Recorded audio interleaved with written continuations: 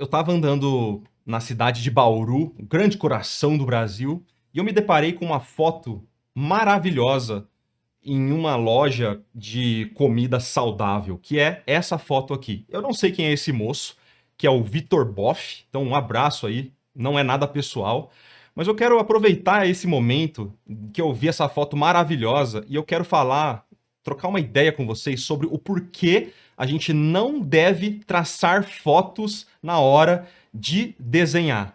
Vocês já perceberam o que está estranho nessa foto? Vocês conseguem olhar para essa foto e achar algo que está bem estranho aqui?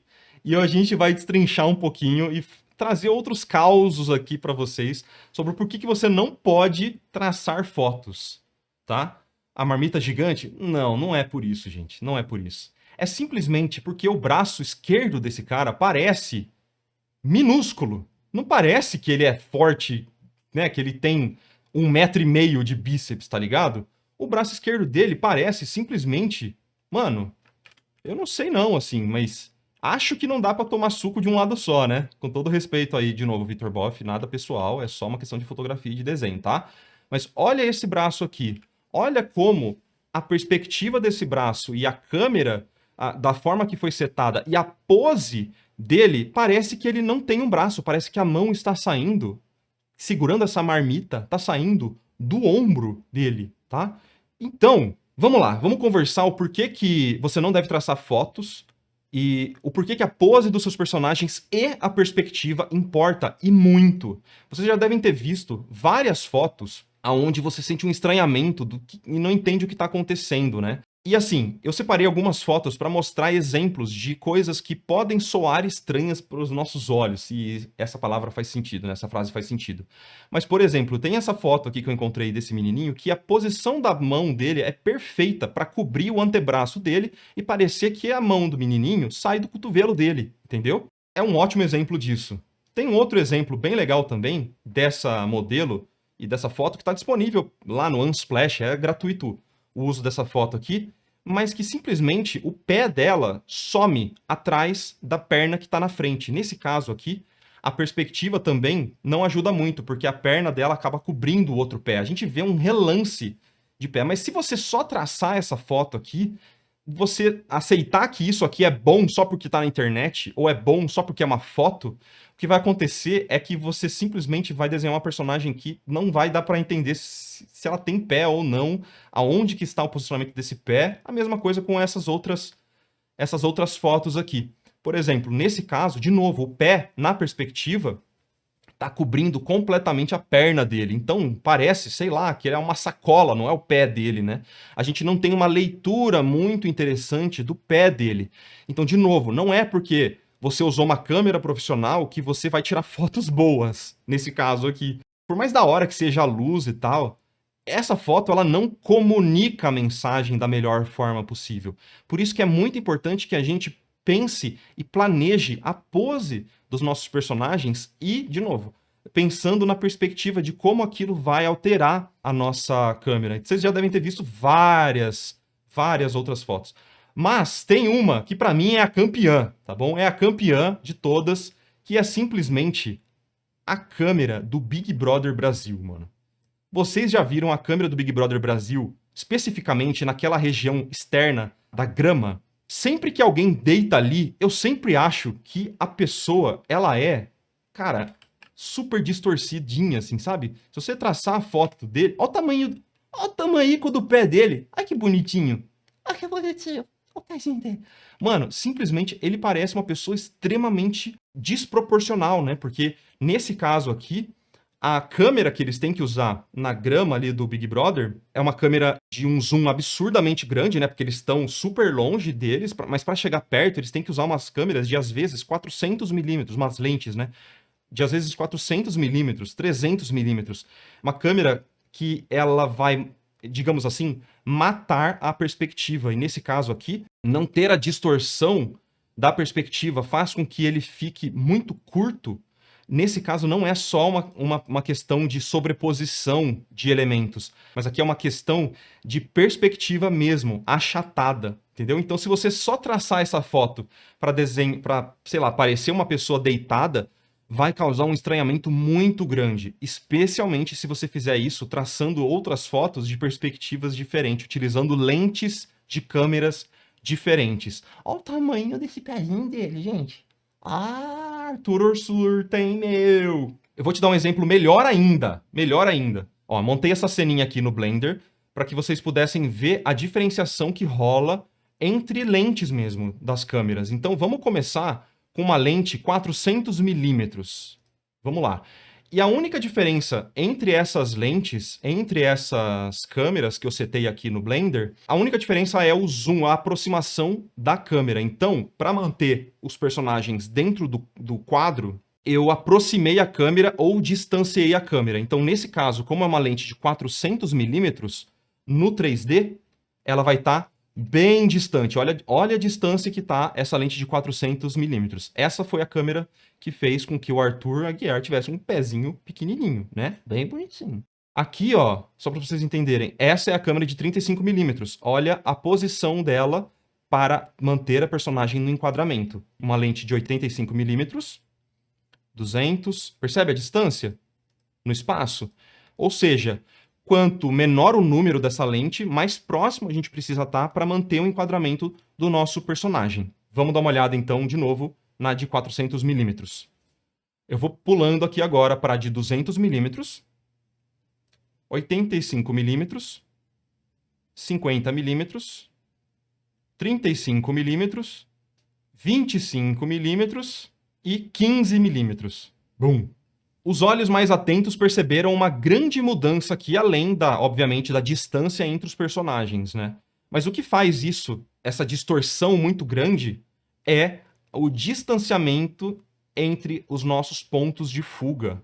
Por exemplo, nesse caso aqui a gente tem o eixo Y e o eixo X, que estão perpendicular entre si, e nesse caso, como a lente é muito distorcida, eles se aproximam.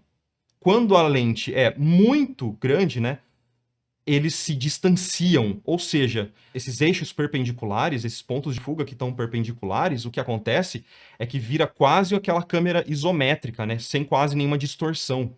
Então é muito interessante para vocês repararem também em como a leitura da pose dos personagens fica mais clara ou mais confusa, dependendo do uso da lente, ou até o quão dinâmica fica a pose desses personagens, dependendo da lente que a gente usa. Então, olha como essa de 15mm, ela parece super dinâmica e super distorcida e interessante, né? A de 25mm também parece dinâmica, mas não tão distorcida quanto aquela outra, né? E ao mesmo tempo, olha como essa de 200mm, ela parece super tímida na pose. Eu não tô mudando o modelo é literalmente o mesmo. Mas olha como ela parece muito mais tímida numa lente de 400 ou 200mm.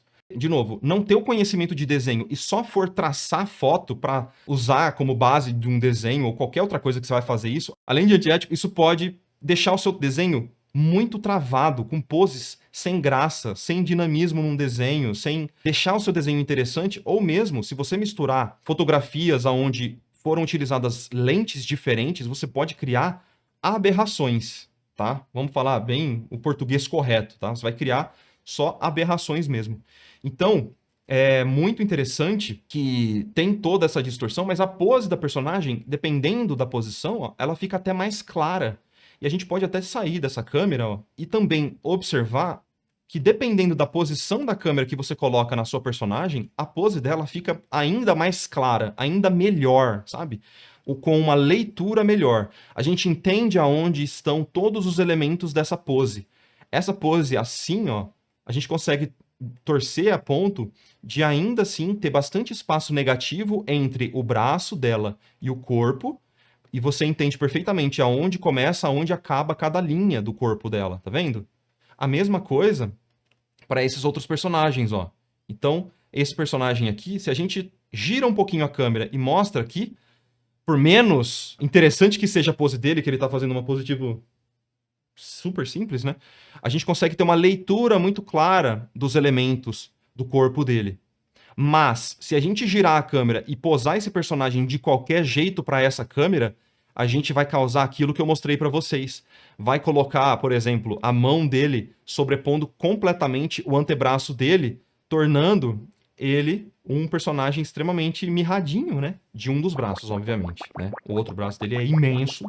Quero pedir desculpa, Vitor.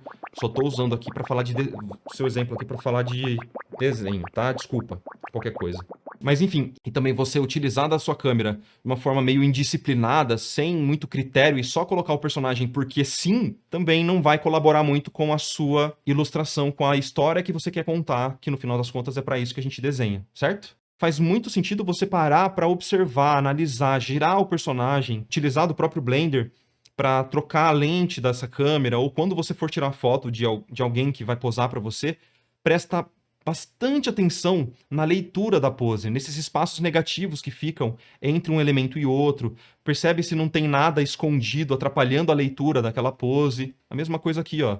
Dependendo de como você vai posar essa personagem, tudo muda. Toda a leitura, toda a interpretação dessa pose vai mudar, entendeu? Pode parecer, às vezes, que o braço está saindo da barriga dela, nesse caso aqui, que é um caso meio extremo.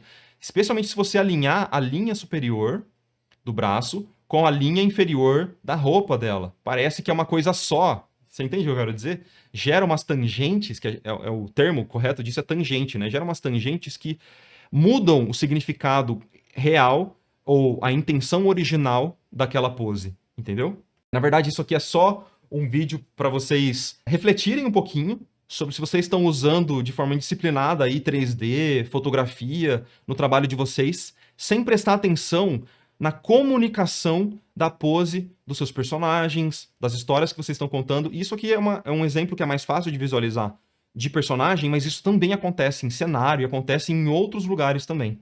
Beleza? Legal, galera? Esse é o papo, é isso que eu queria mostrar pra vocês. Eu acho que é muito interessante. Tudo desencadeou porque eu vi essa foto e eu fiquei, mano, com todo respeito ao fotógrafo, né? Às vezes, era só fazer isso aqui, ó. Era só fazer isso aqui, ó. Vitor, faz assim com o braço, ó. Pronto. Você já teria uma foto muito mais da hora. De novo, com todo respeito ao fotógrafo, quem fez esse trabalho aqui, mas que dava pra você melhorar um pouquinho aí na pose desse personagem aí, não é mesmo? Vamos falar a verdade. Eu não sei quem foi a pessoa, com todo respeito ao... Vamos mudar de assunto, né? Porque eu não quero apanhar. Vamos falar do Big Brother, que é melhor, certo? Mesmo que a gente tenha a leitura do escorço, que é o nome dessa sensação de profundidade no espaço tridimensional do desenho ou de uma fotografia, é o escorço. Em inglês, é o foreshortening, tá? Mesmo que a gente tenha uma pose propícia para um bom escorço, às vezes você escolher uma lente errada para sua câmera vai fazer com que o seu desenho também fique empobrecido de certa forma, entendeu? Então, fica aí a reflexão para vocês. Espero que vocês tenham curtido esse vídeo aí. Se você gostou, deixa aí seus comentários. Deem outros exemplos, tem vários exemplos muito interessantes, mas acho que vale a pena eu abrir essa discussão primeiro e qualquer coisa eu volto para mostrar outros exemplos e a gente dá uma sequência nessa série aqui de erros comuns no desenho e o porquê deles, certo? Com todo respeito, melhor. Meio um pouco disso, assim, mas sem querer ofender, mas já ofendendo, mas já pedindo desculpa antes mesmo que eles se sintam ofendidos. Vai ser o nome da nossa série. Nome um pouco longo, né? Mas que pode ser legal. Às vezes ele fez outras melhores e o cliente escolheu essa. Fazer o quê? Pode ser, exatamente, pode ser. Então dá para descobrir qual lente foi usada numa fotografia se encontrar os pontos de fuga? Se sim, seria uma forma de estudo para enquadrar composições, além do posicionamento de pontos de fuga também. Gantz, então, seguinte, dá para você descobrir não exatamente qual é a lente. Tem um programa muito legal que chama... Vou pegar aqui, ó. Falando de Blender rapidamente, tem esse programinha aqui que chama F-Spy e que você consegue exportar as informações dele para criar uma câmera nova no Blender, tá? Então você pode, por exemplo, colocar uma fotografia, traçar os pontos de fuga dessa fotografia e descobrir qual foi a câmera utilizada, né? Ou pelo menos algo aproximado dessa lente para levar para o Blender. Então você pode roubar a perspectiva de uma foto, tá bom? Então, se você tiver pontos de fuga bem evidentes, paralelos ou perpendiculares, é melhor ainda, tá bom? Então você utiliza esse programinha F-Spy, é um plugin para o Blender que você importa esses arquivos, mas ele é um programa separadinho. Então é bem da hora e você pode modelar, ó, tá vendo que ele vai modelar nessa câmera e utilizar a foto para criar esses efeitos visuais no Blender, né? Então isso aqui é só uma palhinha de um vídeo que eu vou produzir ainda para o Blender Sem Frescura para Artistas 2D, que é o meu curso de Blender na área de membros aqui do YouTube, que eu vou dar várias dicas e essa é uma das dicas, como você pode roubar a perspectiva, só que no caso do curso eu vou falar sobre como você rouba a perspectiva da sua própria thumbnail. Então você monta uma thumbnail, pensa na perspectiva ali, monta os pontos de fuga, e aí você monta essa cena utilizando a sua própria thumbnail dentro do Blender, tá bom? Então, utilizando esse FSpy, que é um programa super gratuito, é levinho, é muito legal, tá bom? Então você não acha exatamente a lente que foi usada, mas é algo aproximado, tá bom? Algo muito aproximado, porque a lente de uma câmera fotográfica, ela vai ter as suas distorções. Deixa eu tirar esse cara daqui, mano, pelo amor de Deus, né? Vamos pôr o nosso amigo aqui, ó, Vitor. A lente por si só, ela vai ter as suas distorções chegando na margem. Cada lente, ela vai ser diferente uma da outra, né? Mas, de qualquer forma, uma aproximação já é o suficiente, tá bom? Ó, mais uma dica além da dica aqui. Então, já foi um vídeo complementar ao vídeo complementar. Espero que vocês tenham curtido, tá bom? Fora da casinha, fora da casinha. É nóis. Valeu, valeu, galera.